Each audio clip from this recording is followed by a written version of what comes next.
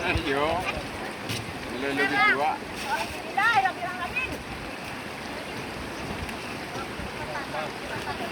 Cepat naik, cepat naik. Cepat.